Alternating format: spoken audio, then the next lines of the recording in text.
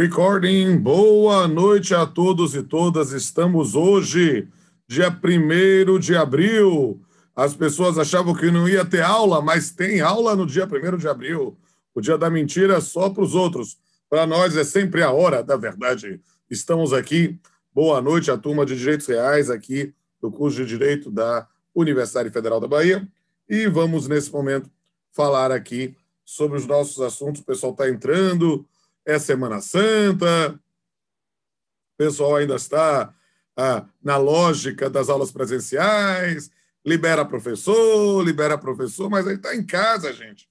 Então, a gente não pode viajar, povo. Então, está aqui, nesse momento, participando, e é uma satisfação, uma honra, um privilégio ter esta oportunidade de ministrar aulas aqui para vocês. Não sei quem está vivo, não sei quem está ligado, quem está conectado.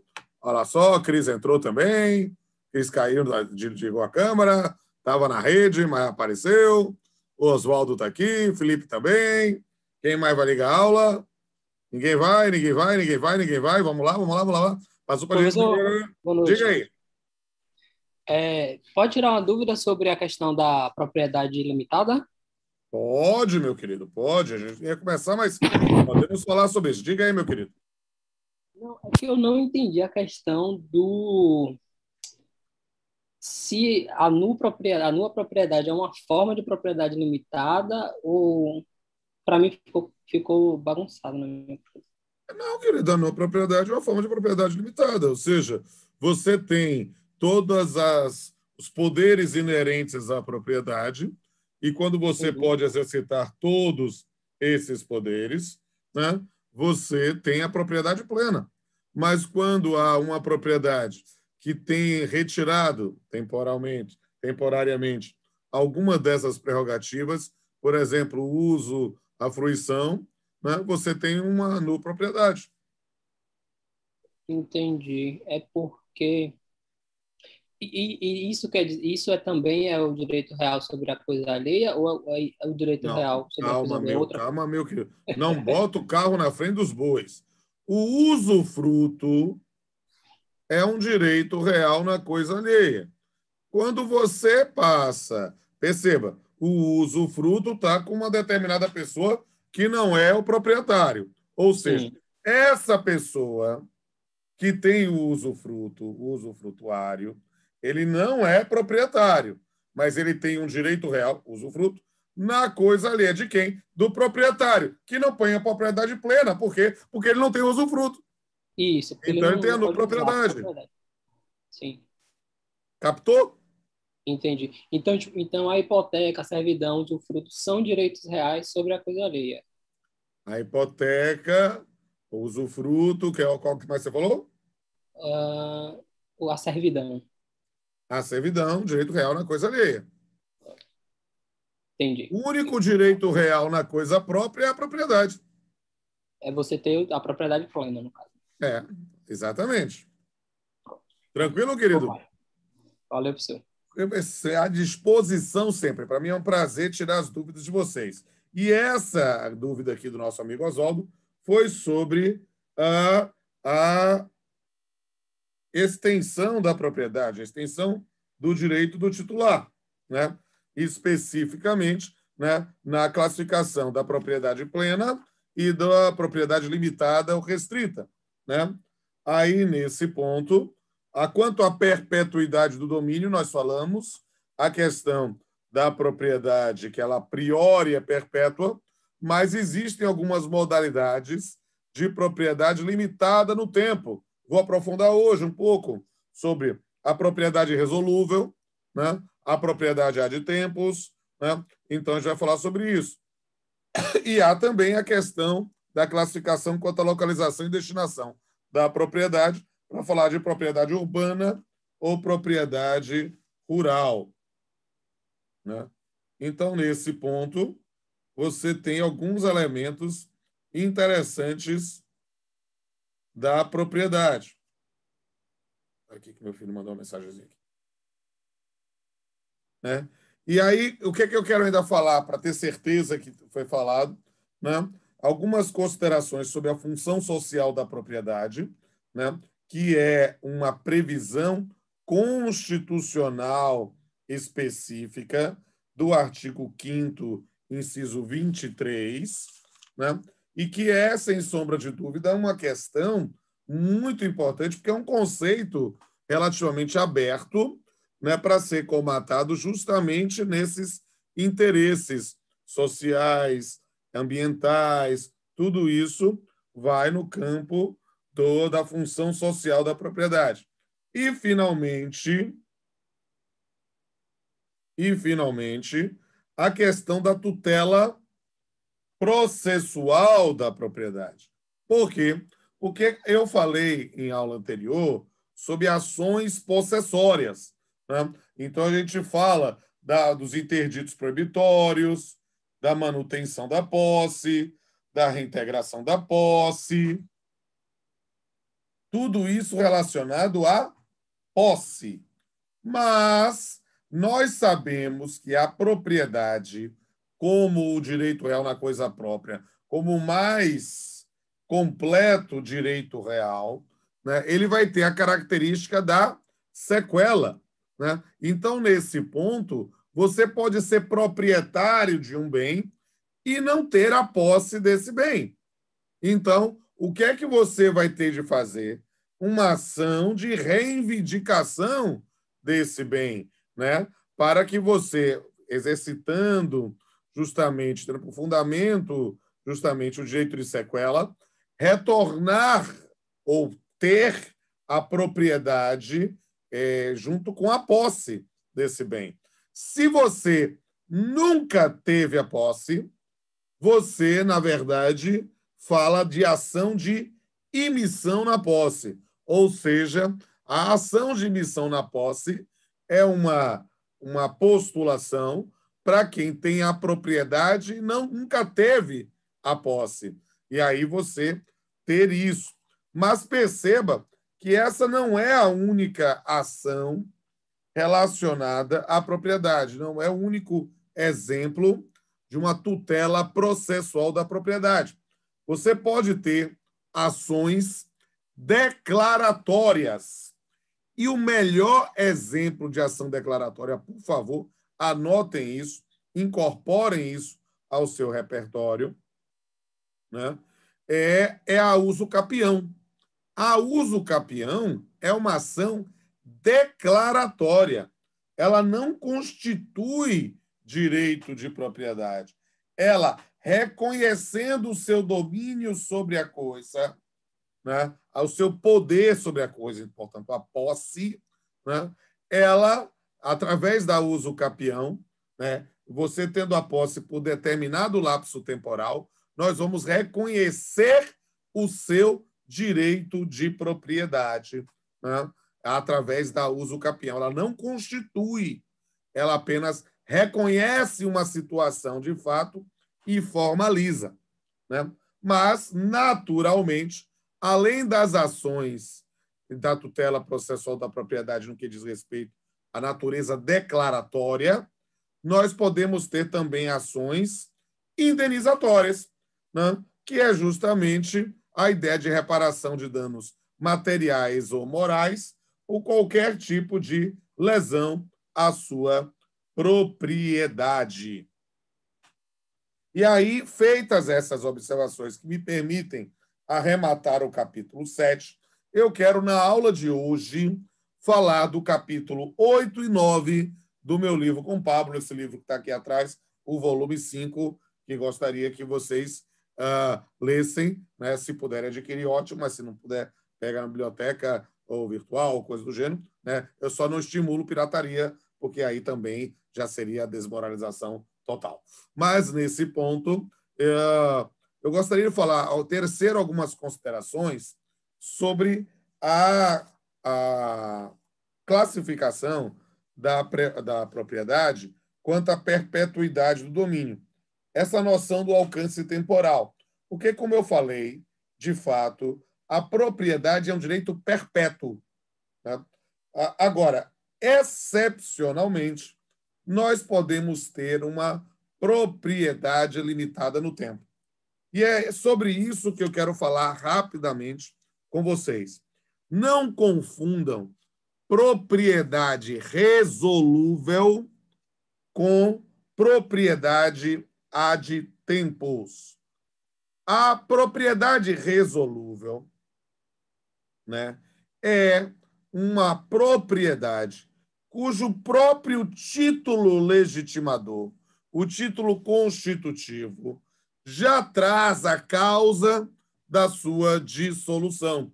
Ou seja, é uma propriedade que, por uma situação excepcional decorrente do negócio jurídico no que foi celebrada, ela admite uma limitação temporal.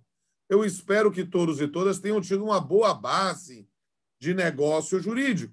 Se tiveram, vão lembrar do plano da eficácia, ou outros autores preferem chamar de elementos acidentais do negócio jurídico, quando nós falamos de termo e condição, né? Quando temos aí uma determinada situação que transfere a propriedade, porém com uma limitação temporal. Então, é algo que vai entrar no conceito de propriedade resolúvel. Não confunda, como eu disse, propriedade resolúvel com propriedade, uma retrovenda, bem lembrado, Breno, é uma cláusula especial do contrato de compra e venda, que nessas circunstâncias pode admitir essa possibilidade de retorno ao status quo ante. Mas perceba que essa retrovenda vai estar como um negócio jurídico também. Ou seja, o indivíduo tem que admitir o pagamento do preço, esses outros elementos para o cumprimento.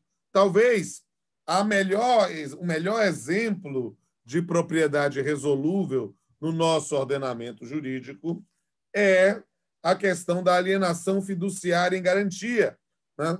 Que, sem sombra de dúvida, é algo muito interessante, porque ela servia originariamente somente para bens móveis, mas, desde 1997, tem previsão legal específica para a propriedade de bens imóveis, né? E o que é alienação fiduciária em garantia, né?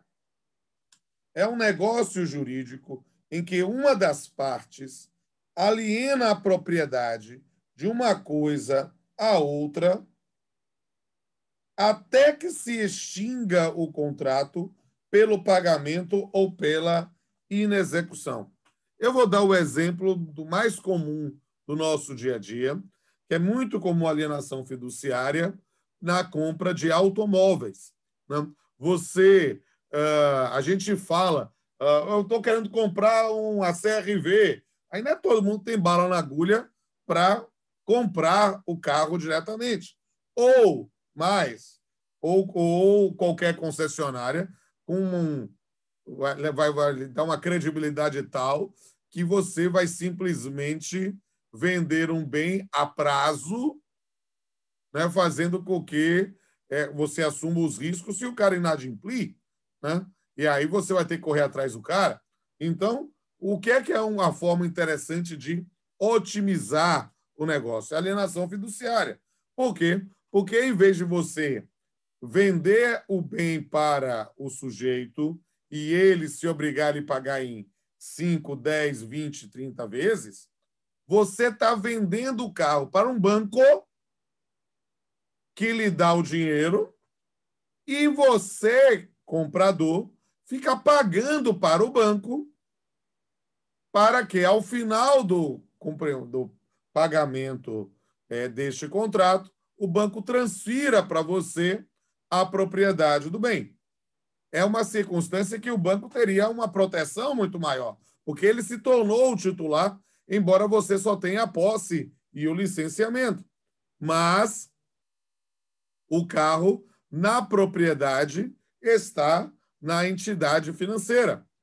E isso é também possível, excepcionalmente, para bens imóveis, na forma da Lei 9514, de 20 de novembro de 1997. Agora, essa é uma relação interessante, porque quando a gente falava sobre a alienação fiduciária, a gente passava um bom tempo falando sobre a questão que era uma construção jurídica interessante sobre a possibilidade de prisão civil. Eu não sei quem foi o professor de obrigações de você e não sei se ele ensinou essa matéria, mas se não ensinou, eu ensino agora. Né? Por quê? Porque nós temos no sistema constitucional brasileiro a autorização excepcional para a prisão civil em 2 casos. O devedor inexcusável de alimentos, né? Dívida de natureza alimentar, que é uma situação que a gente sabe que nesse período de pandemia está limitada à prisão domiciliar, então está uma situação que não estimula muito o adimplemento voluntário, e a figura que está lá na Constituição do depositário infiel. O que é o depositário infiel? É alguém que fica designado como depositário para um determinado bem e que está obrigado a devolvê-lo. E se não o fizer, né, é declarado infiel. O sistema brasileiro constitucional admite a prisão do depositário infiel. Só que, em função do Pacto de São José da Costa Rica, o Supremo Tribunal entendeu que os tratados de direitos humanos seriam normas supralegais. E isso fez com que, embora admitida constitucionalmente a prisão do depositário infiel, toda a legislação infraconstitucional que instrumentaliza essa prisão foi considerada revogada, né, pelo Pacto de São José da Costa Rica. Ou, nesse ponto, o próprio CPC de 2015, que trazia previsão, não poderia produzir efeitos porque ela teria uma norma superior para fazer isso. E isso virou uma súmula vinculante do Supremo Tribunal Federal, a súmula vinculante 25, que, na prática, acabou com a prisão do depositário infiel. Eu digo porque eu lamento muito, porque eu acho que a prisão do depositário infiel na relação contratual, ela realmente possa ser um exagero. Mas na relação de um munus público, por exemplo, o depositário de um bem penhorado, acho que há um desprestígio da atividade jurisdicional. Mas não é esse o entendimento predominante no Supremo, então, na prática, ninguém prende depositário. E aí, por que eu estou falando sobre isso? Porque eu vou explicar. Quando nós falávamos da alienação fiduciária, quando não havia o pagamento, o banco tinha que fazer uma busca e apreensão. E a lei da alienação fiduciária dizia que, feita a busca e apreensão e não encontrado o bem, isso se converteria em ação de depósito só para declarar o devedor um depositário infiel e mandar prender. Mas isso já está superado por causa desta súmula vinculante, a súmula vinculante 25 do Supremo Tribunal Federal. Além disso, a gente fala de alienação fiduciária com frequência para falar de um tema decorrente da boa-fé objetiva, né, que é o tema do adimplemento substancial. Vocês estudaram esse tema? Alguém estudou adimplemento substancial? Ninguém? Bem, eu gostaria que vocês vissem o episódio do Papeando com Pamplona que eu fiz sobre adimplemento substancial com o professor César Fiuza, né? E o adimplemento substancial é um tema muito importante, porque, raciocínio, você dividiu o pagamento numa alienação fiduciária em 100 prestações. Você pagou as 98, está faltando 2. Mesmo não podendo mais prender, a priori o banco já pode pedir a busca e apreensão do bem, porque ele é o titular. E aí o que acontece? Você pagou quase tudo. Não é que você deixou de dever, não. Continua devendo os outros 2. Mas você vai ser executado sobre isso. Né? E aí o que é que acontece? entende-se que, quando há um pagamento substancial de uma determinada dívida, não se autorizaria a essas medidas coercitivas que geram restrição do bem. É a ideia do adimplemento substancial. Agora, para que a gente está falando de alienação fiduciária na aula de direitos reais? Só para dizer que a alienação fiduciária é uma modalidade de propriedade resolúvel. Por quê? Porque ela é uma propriedade que é do banco só especificamente para garantir a dívida. Feito todos os pagamentos, a transferência total. Entenderam isso?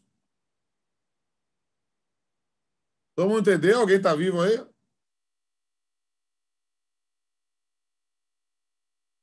Alô? Estão vivos aí? Dê um tchauzinho aí, por favor. Entendi, professor. Muito bem, alguém falou. Estão vivos, muito bem. Agora, como eu disse, não confunda a propriedade resolúvel com a propriedade ad tempus, que é uma modalidade de propriedade que se extingue por um fato superveniente. Então, o melhor exemplo é a revogação da doação por ingratidão. Né? Você faz uma doação para alguém e esse alguém atenta contra a sua vida, por exemplo, um caso de ingratidão, e aí você pode pensar na revogação. A propriedade era plena, a priori perpétua, mas por um fato superveniente houve a extinção dessa propriedade. Está claro até aí? Vocês estão vivos? Só Oswaldo está vivo? Está todo mundo congelado? E aí? Então, Felipe mexeu a cabeça agora. Muito bem. Então, aí, meus amigos e minhas amigas, nós precisamos agora fazer, para essa aula, uma visão geral sobre as formas de aquisição de propriedade. Aqui, meus queridos, nós vamos ter formas, né, originárias ou formas derivadas. A forma originária é aquela que decorre de um fato jurídico stricto sensu. Lembram? Um acontecimento natural. Vocês estão lembrados dessa classificação na teoria do ato jurídico, do fato jurídico? Alguém está vivo aí? Vocês estudaram teoria do fato jurídico? O que é um fato jurídico, por favor? Alguém fala ou escreve no chat. O que é um fato jurídico? Gente, vou imaginar que vocês estão tímidos. Ou já começaram... Eu lembro que tem uma distinção de stricto sensu, lato sensu. Sim, tem. Aí tem a questão do... Isso aí. Mas eu quero agora que você tente me conceituar.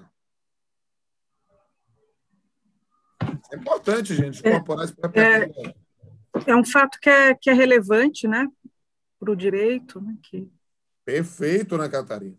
Um fato jurídico, uma norma, né? É um fato que é relevante para o direito. Tá certo, não está errado. Vamos especificar mais um pouquinho? Relevante para o direito, por quê?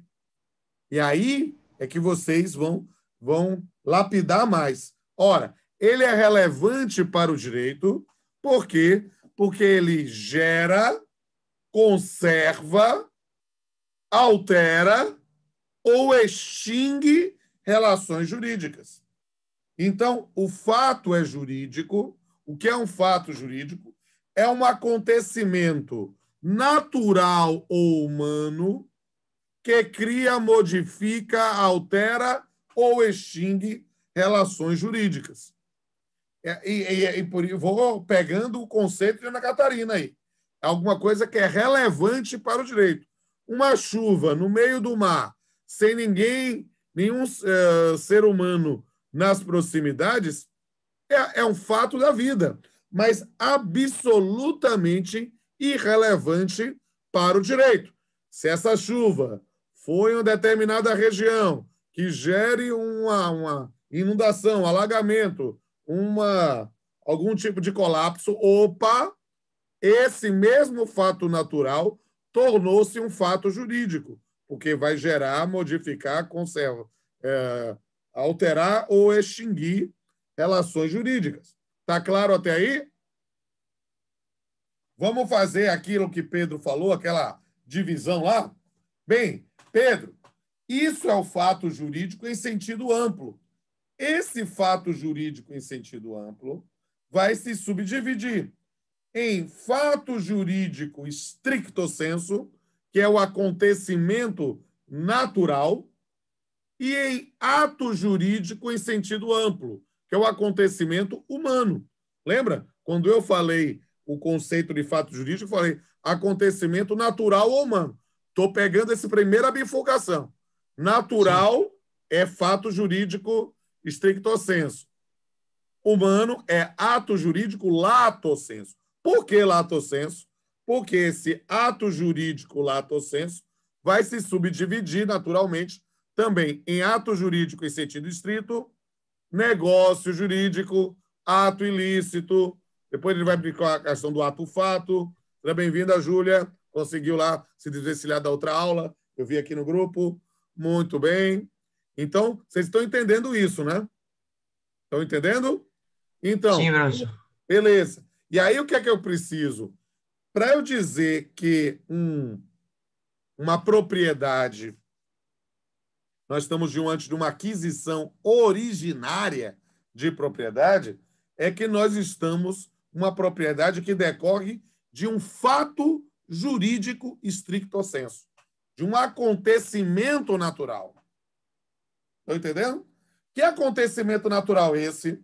Pode ser, diria Cazuza, simplesmente o decurso do tempo. O tempo não para. Ora, e nesse ponto, como o tempo não para, nós podemos pensar na uso capião.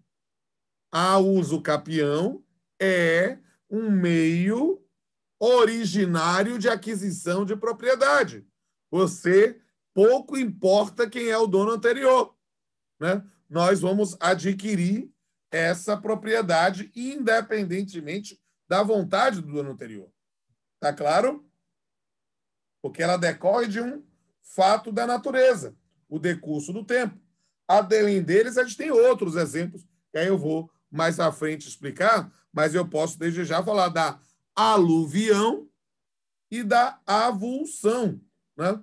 Porque, ou quando você vê, por exemplo, também o deslocamento de áreas, você está lá no meio, numa propriedade que tem um rio que a divide, o outro lado já é de outra pessoa, mas uma violenta tempestade retira uma parte da terra de um lado e faz agregar ao outro.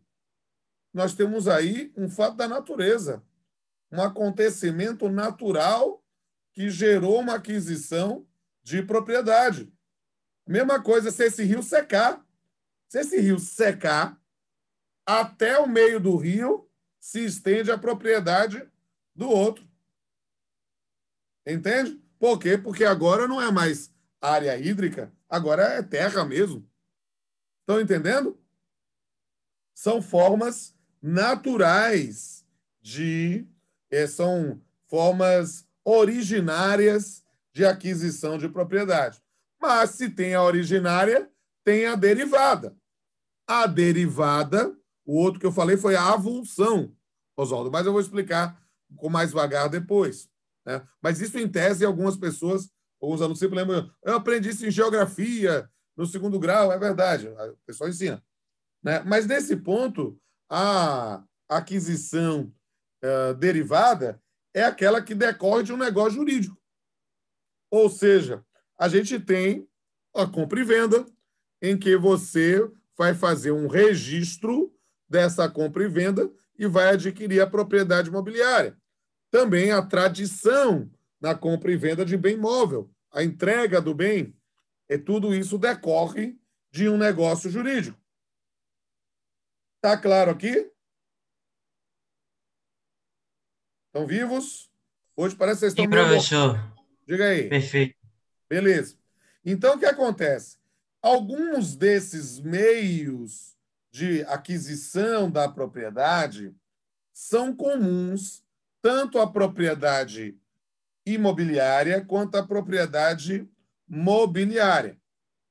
E aí a gente precisa explicar um pouquinho mais devagar, essa questão. Por exemplo, a uso capião. A uso capião é um meio de aquisição de propriedade extremamente relevante. E ele é o tema da nossa próxima aula.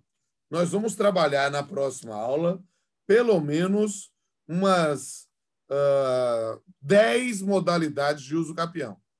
Tá? Tem algumas que a gente desdobra, aí pode dizer que são 9, mas, na verdade, a gente vai verificar algumas dessas modalidades. E a uso capião existe tanto de bens imóveis, que a gente está acostumado com a figura, mas existe uso capião de bem móvel. Então, você pegou a canetinha do colega, bem ou mal intencionado, depois de um determinado lapso temporal, é seu. Se ele não correu atrás, lembre que a uso capião exige posse mansa e pacífica. Então, é um dos temas, é um texto bem antigo de Raul Chaves, antigo professor de direito penal da casa, que está no nosso auditório, né? Especificamente sobre a uso capião de coisa furtada, né? E de coisa roubada, né? Coisa subtraída, coisa que decorre de um ato ilícito. Mas perceba, quando cessada a violência, cessada a busca, né? O bem, a propriedade se consolida na mão de alguém. Felipe, apareceu uma mãozinha em cima da sua cabeça. Você quer falar alguma coisa? Quero sim uma pergunta. Diga aí, querido. Então quer dizer que a uso capião também existe para bens móveis? Sim! Diria Silvio Santos naquele programa. Apareceu a luz? Sim! Existe uso capião de bens móveis, sim. Agora, o prazo é bem menor, inclusive. Né? Agora, nós vamos ver na aula que vem as diversas modalidades de uso capião de bens imóveis, algumas com previsão constitucional. Né? Nós vamos ver no Código Civil, eu só vou dizer os dispositivos, mas é a próxima aula, tá? É só porque eu sei que o uso capião é um dos assuntos que as pessoas mais gostam e também, por coincidência, é um dos que mais cai em prova objetiva de concurso. Nós temos a uso capião extraordinária, tá, do artigo 1238 do Código Civil. Nós temos a uso capião ordinária, que é a 1242. Nós temos a uso capião constitucional rural ou pro labore, que está na Constituição, no artigo 191, mas que o Código Civil de 2002 trouxe previsão, está no 1239. Vocês querem anotar cada um desses? Posso ir assim? Tá bom esse ritmo? Beleza. Né? Existe a uso capião constitucional urbana, o promísero, que está no artigo 183 da Constituição, mas também está no Código Civil, 1240, e no Estatuto da Cidade, a gente vai falar na próxima aula.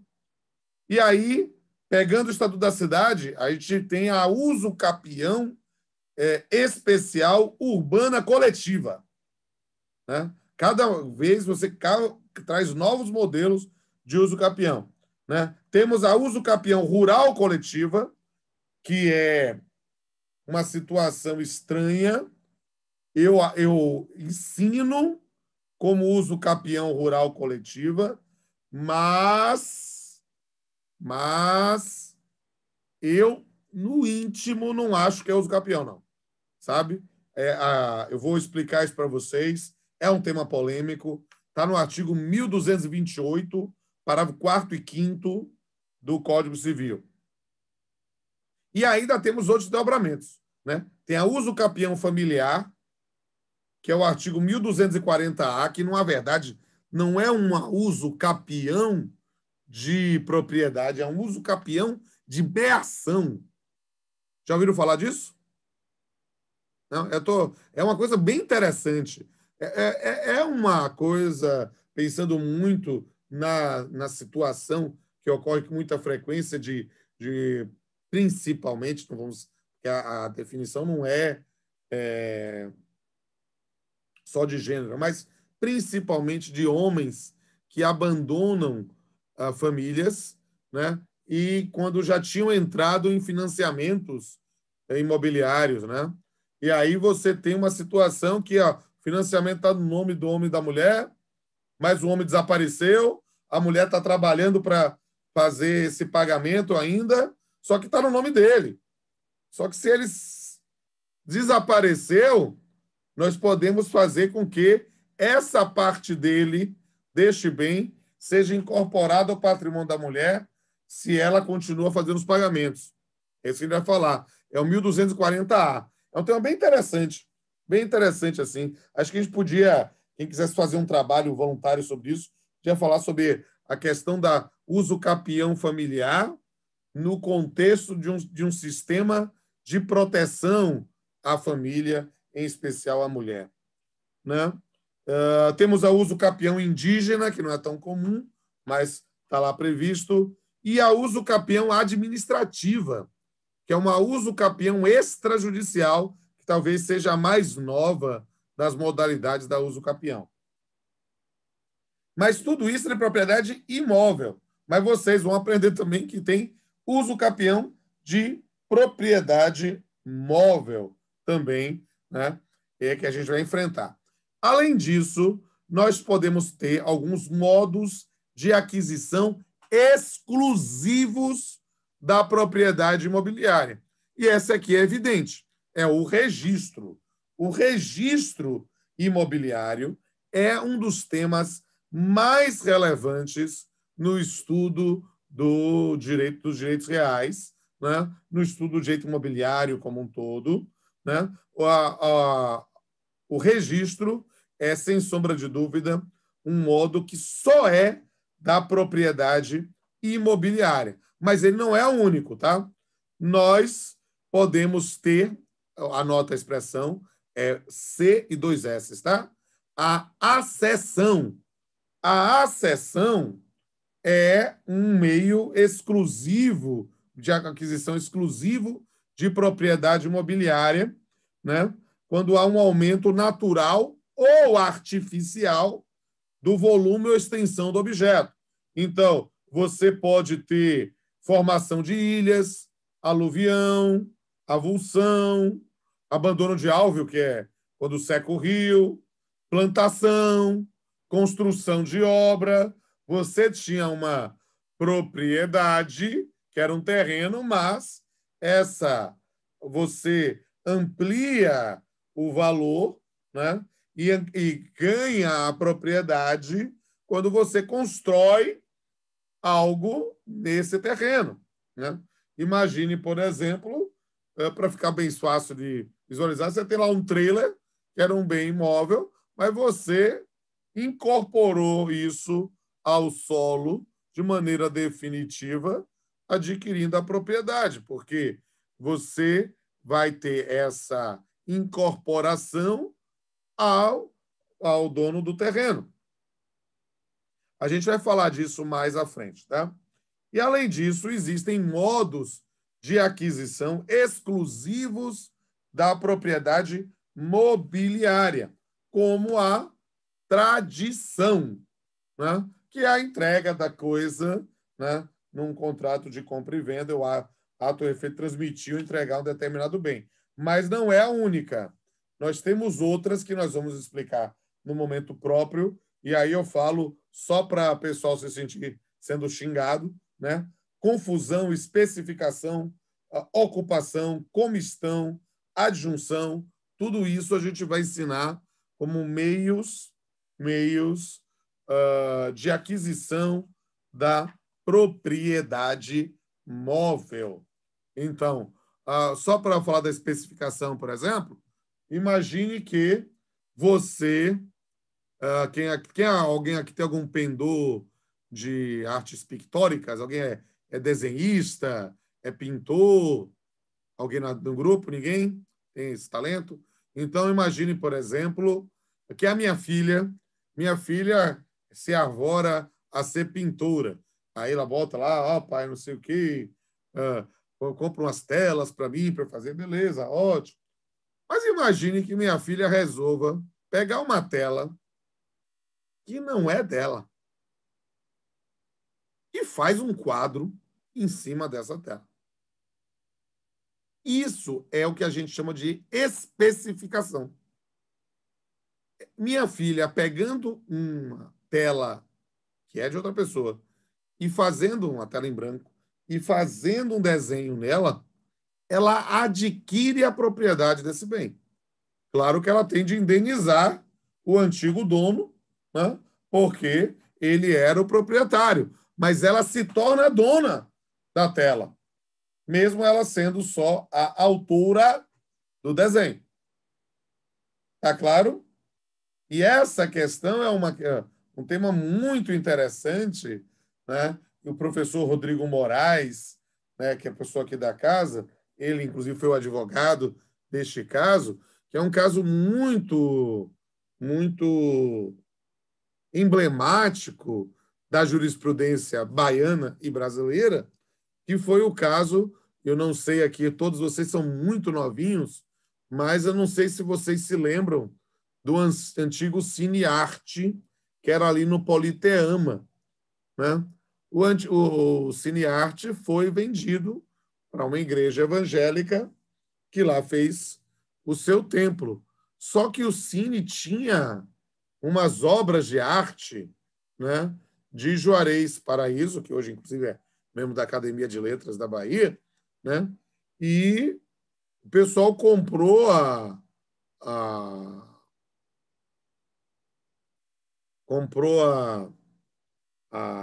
o prédio para fazer um templo e destruíram as obras de arte dele, né? Então, essa é uma discussão muito interessante, né? A outra questão muito interessante sobre propriedade intelectual, em determinados casos, é o famoso profeta Gentileza, né?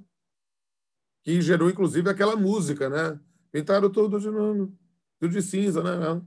Lembra lá Marisa Monte cantando? Aquela coisa do gentileza gera gentileza que a gente tem? Era pintado nas paredes, né, de viadutos. É claro que ele não tinha a propriedade do viaduto, por quê? Porque aí era bem público, e aí não tem como você especificar. Mas, se fosse possível retirar, há como se preservar a autoria. Conhece esse caso? Eu tô tão velho que ninguém... pelo menos alguém sabe. Mas a música com Marisa Monte todo mundo conhece, né? Não? Não? Então, não conhece essa música, não, gente. Olha lá, olha lá. Júlia sabe, pelo menos, aqui, muito bem. Ok, gente. E aí, eu quero só arrematar a aula de hoje, né, falando um pouquinho sobre propriedade aparente. Por quê? Porque o tema da propriedade aparente é um problema sério, sabe? Por quê? Porque ela é uma situação de fato em que uma pessoa age em relação a um determinado bem como se proprietário fosse. E aí, essa noção de propriedade aparente acaba gerando efeitos jurídicos, né? Às vezes a gente considera, por exemplo, regular uma citação de um processo judicial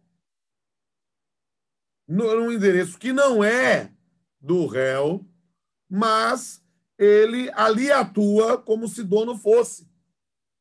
E essa é uma situação, às vezes, complexa. Por quê? Porque a noção de propriedade aparente diz respeito a uma noção de boa-fé. né, em que a gente pode imaginar uma produção de efeitos. Então, por exemplo, o artigo, só para dizer que eu não falei de flores, o artigo 1817 do Código Civil fala que são válidas as alienações onerosas de bens hereditários a terceiros de boa-fé e os atos de administração legalmente praticados pelo herdeiro antes da sentença de exclusão.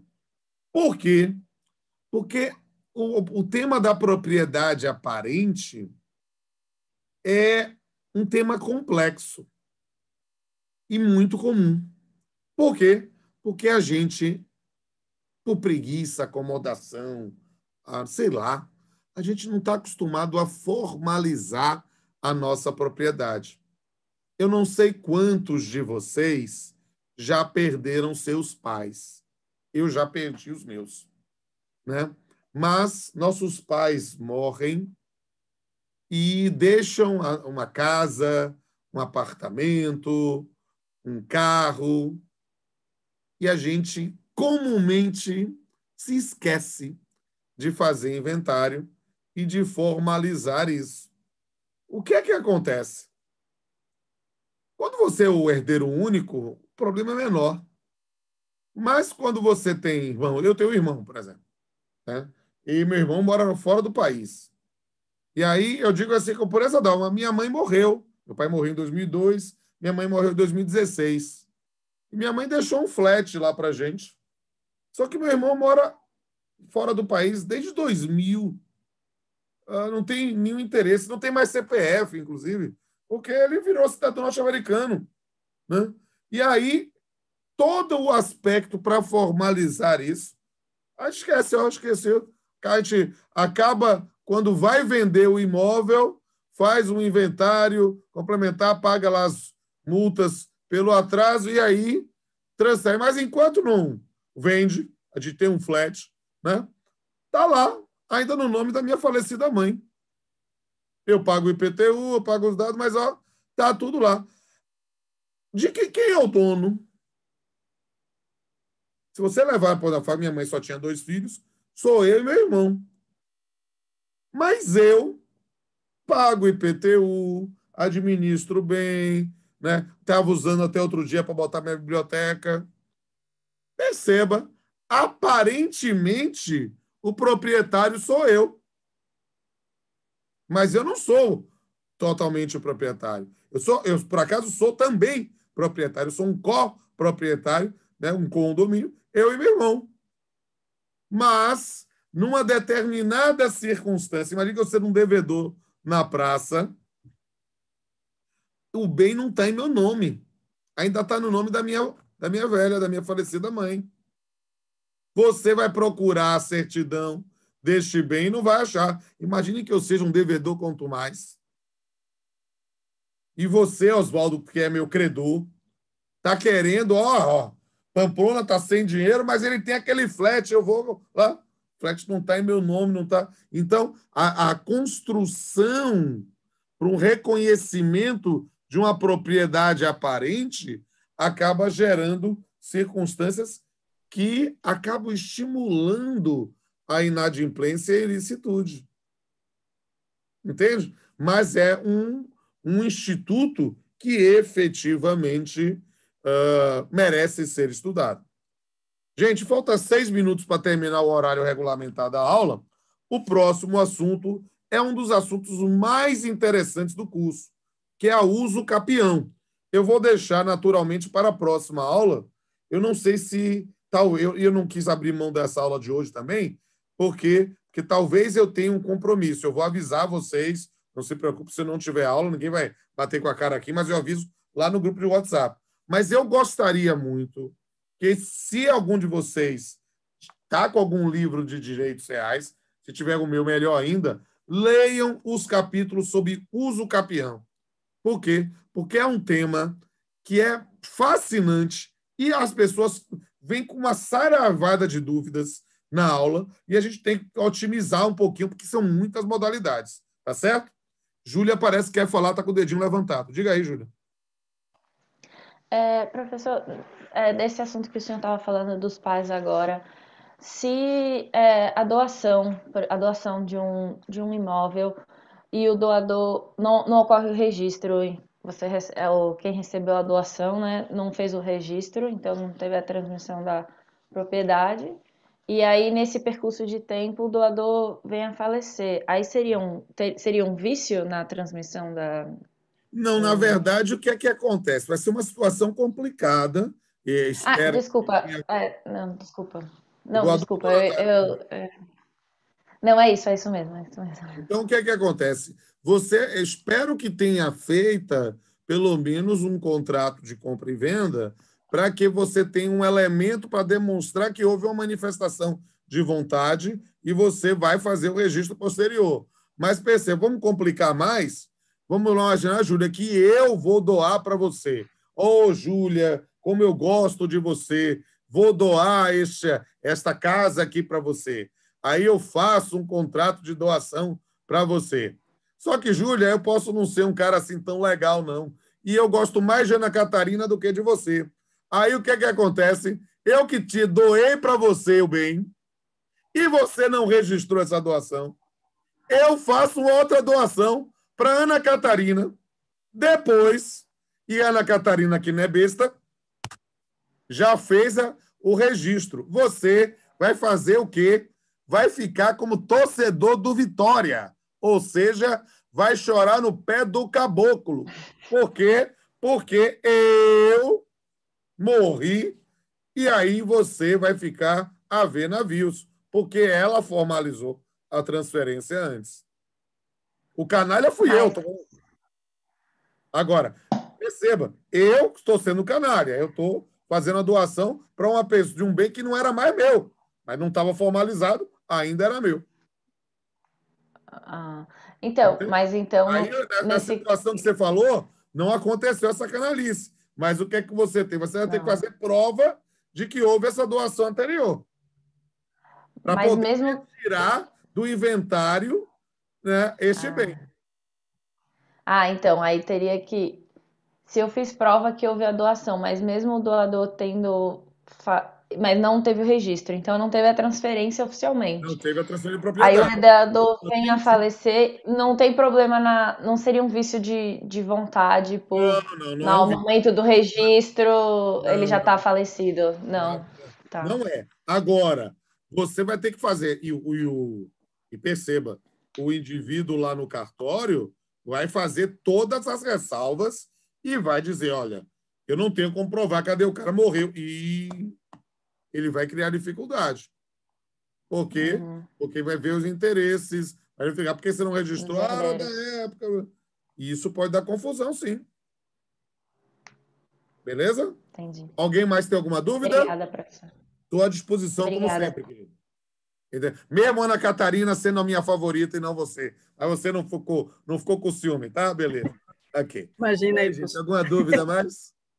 Não tendo dúvidas, desejo a todos e todas uma boa Páscoa. Que Deus abençoe cada um de vocês. Quem não acredita em Deus, quem não tem relação espiritual, que desejo toda a sorte, proteja-se. Estamos num período complicado. Essa nova cepa realmente é muito, muito terrível. Nós estamos com vários professores aqui da UFBA também já com Covid.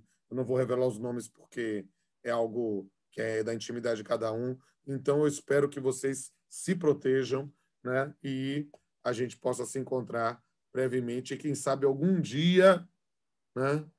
Quando a pandemia passar, eu quero estar junto a ti. A adaptação de Cassiano aqui. Que Deus abençoe vocês e a gente se encontra. Beijos a todos e todas.